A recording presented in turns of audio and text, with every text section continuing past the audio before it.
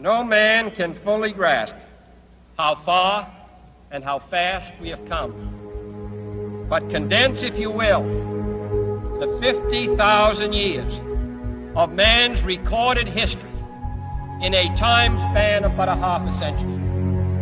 Stated in these terms, we know very little about the first 40 years, except at the end of them, advanced man had learned to use the skins of animals to cover them. Then about 10 years ago, under this standard, man emerged from his caves to construct other kinds of shelter. Only 5 years ago, man learned to write and use a cart with wheels. Christianity began less than 2 years ago. The printing press came this year.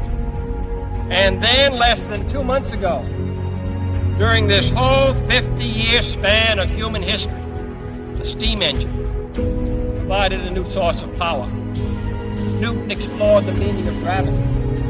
Last month, electric lights and telephones and automobiles and airplanes became available. Only last week did we develop penicillin and television and nuclear power.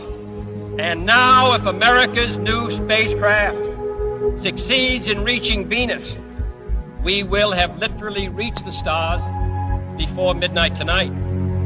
This is a breathtaking pace, and such a pace cannot help but create new ills as it dispels old. New ignorance, new problems, new dangers. Surely the opening vistas of space promise high costs and hardships, as well as high reward. So it is not surprising that some would have us stay where we are a little longer, to rest, to wait. But this city of Houston, this state of Texas, this country of the United States was not built by those who waited and rested and wished to look behind them.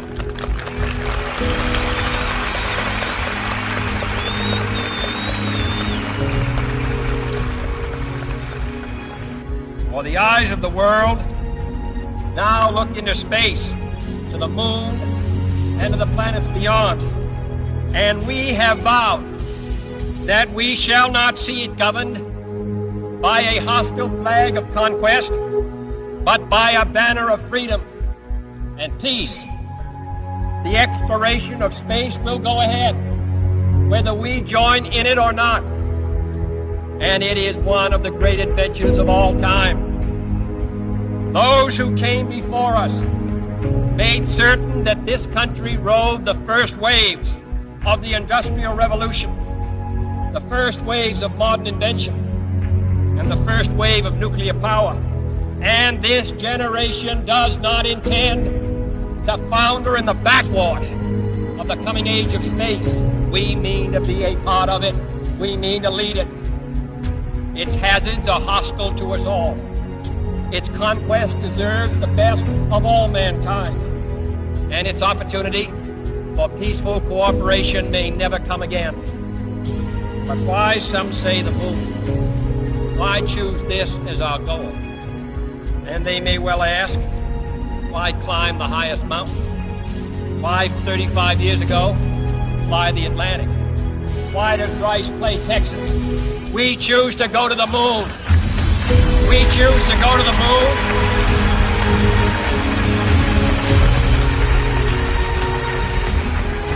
We choose to go to the moon in this decade and do the other things, not because they are easy, but because they are hard.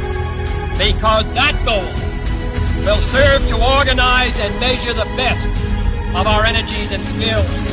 Because that challenge is one that we're willing to accept, one we are unwilling to postpone, and one we intend to win on the other side.